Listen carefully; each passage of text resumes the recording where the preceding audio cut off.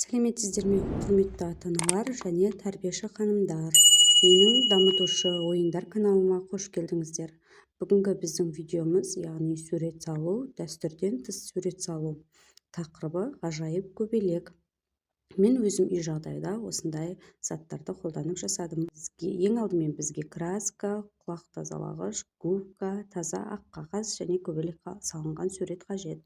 Мен сіздерге қазір екі түрлі жолмен жасалатын көбелекті көрсететін боламын. Бұл сурет салу сабағы 12 жасқа дейінгі балаларға арналған. Ең алдымен балаларға көбелек туралы түсінік беру. Және де балаларға жұмысты орындау барысында ретімен көрсетіп отырып оларға таныстыру. Ең алдымен қылқаламды таза суға батырып, онымен бояудың үстін су тамызып, бояудың сумен араластырамыз. Араластырылған бояуға құлақ тазалағышты алып бояуды батырып, көбелектің қанаттарын басып шығамыз. Балалар өз қалауларымен, яғни түстерді өздері пайдаланса болады. Және көбелектің қанаттарын өте жағымды, көңіл сыйлайтын бояулармен басып шығамыз. Бұл сурет салу формуласы балаларға жағымды көңіл сыйлайды және балалардың табиғат әлеміне деген әдемілікті, қызығушылықты арттырады. Және бояудың түстеріне мән беріп түсінуге қалыптастырады. Балалардың шығармашылығын дамытады.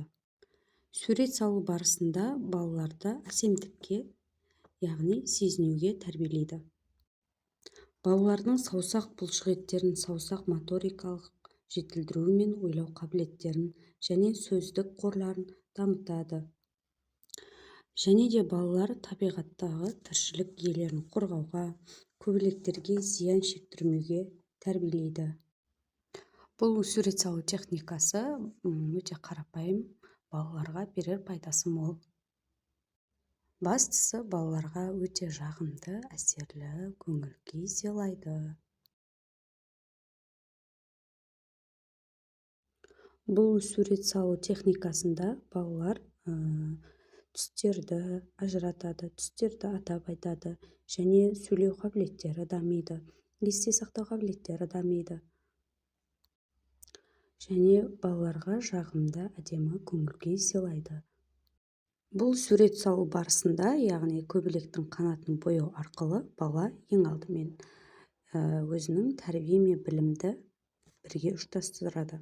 Және баланың бірінші тілінің дамуына деген өзіне өзі қызмет көрсетуі және жазуға дайындық дағдыларын қалыптастырады. Сонымен қатар қол моторикасын да дамыта отырады. Міне біздің өте қарапайым, әдемі, жағымды, көңіл күй сыйлайтын ғажайып көбелегіміз дайын болды десек те болады. Өте әдемі шықты. Сіздер, яғни мектепте, үйде, балабақшада, кез келген уақытта балаларға қызықты етіп көрсетіп үйретсеңіздер болады. Балаларға берер пайдасы өте мол. Көріп тамашалағандарыңызға рахмет. Біз енді екінші көбелегімізді жасауға кірістік. Ол үшін бізге, яғни атап айтып өткендей, үй жағдайында қолданатын губка әдіс жуғышты қолдандым мен. Мен көбелектің пішінінің формуласын жасап алу үшін ортасына, яғни шаш қыстырғыш резинаны қолдандым. Резинаны қолдансаңыздар болады. Осылай губканы алып өте қалың әдемі қою түстерге бояп аламыз. Краска немесе гуашь қолдансаңыздар болады. Осылай әдемілеп бояп, үстінен ақ қағазға қойып, үстінен қанық қатты басып шығамыз. Өз қалауларыңыздай. Осылай қара түстімен көздерін сабаламыз. Көріп тамашалағандарыңызға рахмет. Өте қарапайым. Лайк басып, комментарий жазып кетіңіздер.